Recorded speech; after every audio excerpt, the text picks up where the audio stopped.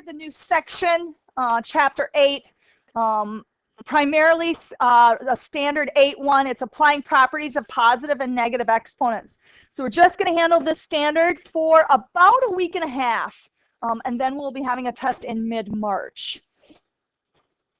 All right, so day 1, section 8.1 is going to be cut into 2 separate days. We're going to do day 1 today, and I'm going to give you 2 separate rules or 2 separate shortcuts. All right.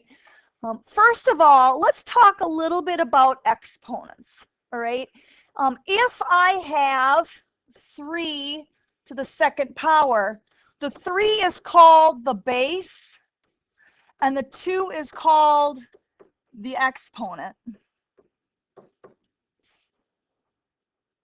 The exponent is always to the upper right-hand side, and it's always little, and the base is big, right? So make sure that the size is accordingly. Okay? If we take a look at this first problem, let's talk about what it means. So if I have 3 to the 2nd power, what does that mean?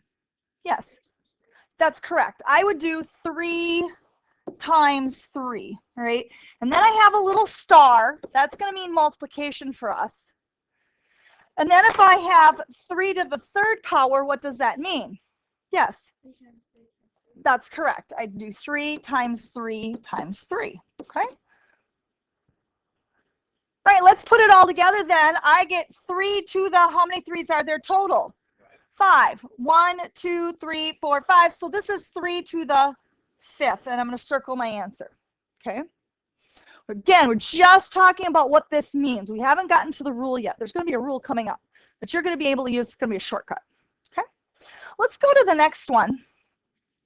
This next one is 7 to the 3rd power, or 7 cubed, we call it. And what does that mean?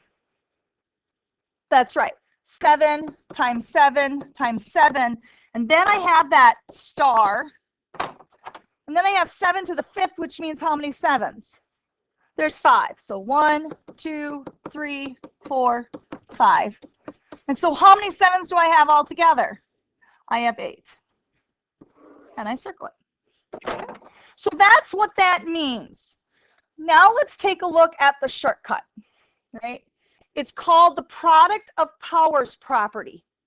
And what it says is this: if I have 2 bases that are the same and they're connected with multiplication, not addition, not subtraction, not division, but they're connected with multiplication, I'm going to take that base, right? And what do I do to my exponents? Look at the example that we just did. We had a 2 and a 3, and we ended up with a 5. So what did we do? We added them. So it says that I'm going to take these 2 exponents and I'm going to add them. So I end up with 3 to the 5th. Okay? So when you do your assignment, you don't have to do it the long way anymore. You can do the trick. Let's go to the next one, right? With this one then, I would get 7 to the 8th. And when you do your homework, all you need to do is put 7 to the 8th. You write down the original, put 7 to the 8th, and you're done. So really, when you do your assignment, all I'm expecting is this, right? One of the reasons why I show you how this works is because a lot of times we memorize rules, but we don't know why they work. Or let's say you forget the rule. You can go back, you can do it the long way, and you can figure out what the rule is, and then you can apply it to the other ones. Okay? Questions? All right, so that's the first rule we're learning today. Let's go to the next rule. Or actually, let's practice a little bit. So when you do your assignment, you're going to write down the original problem. Notice that I have a 5. I don't have an exponent there. What exponent is there? There is a 1. And what students will do is they'll actually write in the 1. Sometimes that helps. You don't have to, but you might want to. And we end up with 5 to the 10th. And I'm going to circle it. Okay. Let's go to the next one. Notice that it's a -7 in parentheses. Whenever you have a negative number in parentheses, you need to keep it in parentheses. They mean something, okay? And we'll talk about that in just a minute.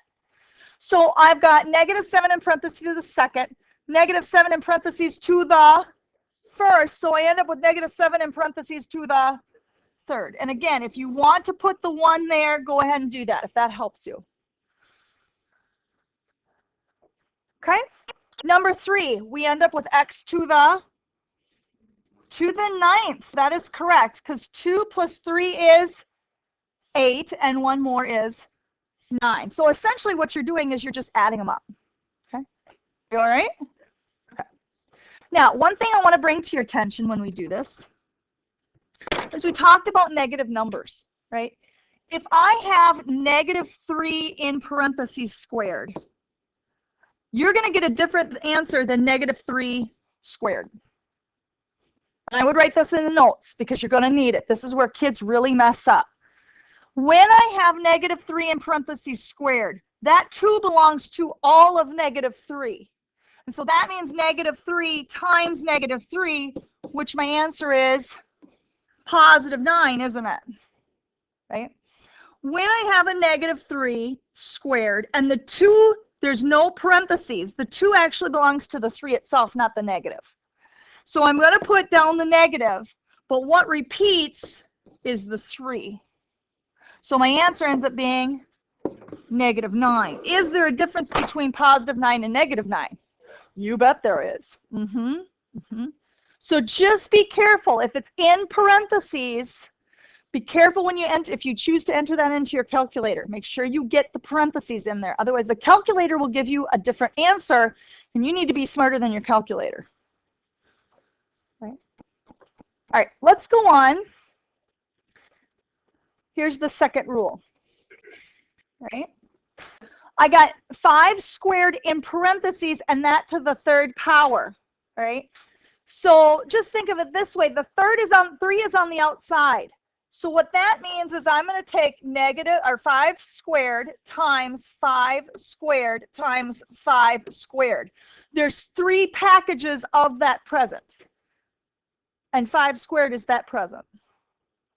Now let's apply that rule that you just learned. I end up with 5 to the 6th, because 2 plus 2 plus 2 is 6.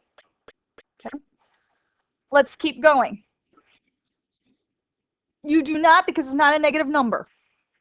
Good question. Okay. I got n to the 7th. How many packages? 2. So n to the 7th times n to the 7th, and I get n to the 14th. Okay. Now comes those negative numbers. So I've got -3 to the 5th times -3 to the 5th times -3 to the 5th. 3 packages, right? So I end up with -3 in parentheses to the 15th. Okay, that's what that stuff means.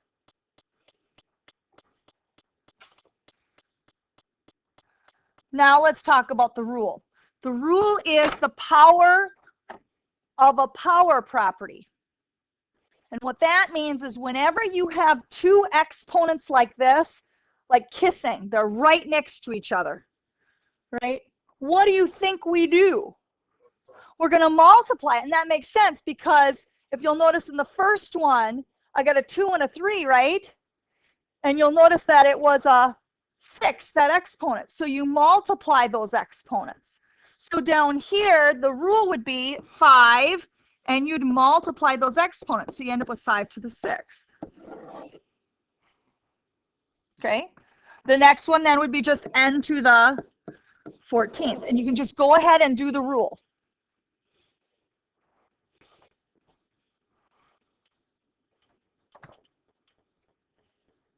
And of course, the last one, -3 to the 15th, and circle your answer. The -3, because it's negative, must be in parentheses. If it's not, it's wrong. Okay. Questions? Rather than kids multiplying, what do kids tend to do? They tend to add, right? And that's not correct. All right, that is it for today. So what we're going to do is I'll give you your homework assignment. It's going to be on page, and it looks wicked, but remember they're exponents. It's not graphing. It goes pretty quick. I have page 492. I'm going to have you do problems 3 through 14, 19 to 24, 39, 40, 42, and 43.